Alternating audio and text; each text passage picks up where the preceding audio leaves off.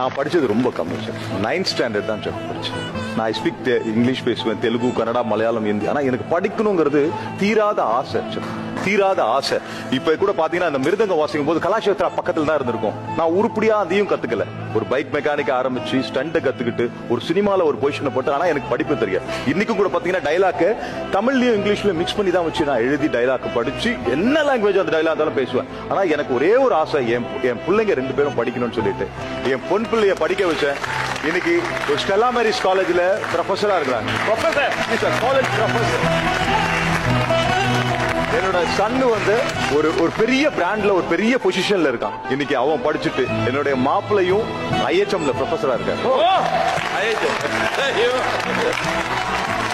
என்னோட மாப்பிளையும் அந்த படிப்புக்கான வேல்யூ வந்து இப்பதான் எனக்கு தெரிஞ்சது. ஆனா எனக்கு படிக்க அது சான்ஸ் கிடைச்சது. ஆனா எனக்கு இந்த வேலை கஷ்டங்கள், வீட்டு கஷ்டம், என்ன பண்றதுன்னு தெரியாம மெக்கானிக்கா இருந்து ஃபைட் கத்துக்கிட்டு இப்படி வந்தேன்.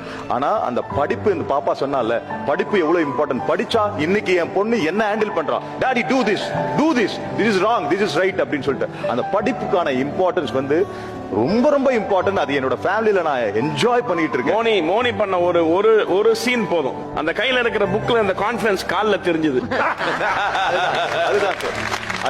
அதுதான் படிப்பு கொடுக்கும்.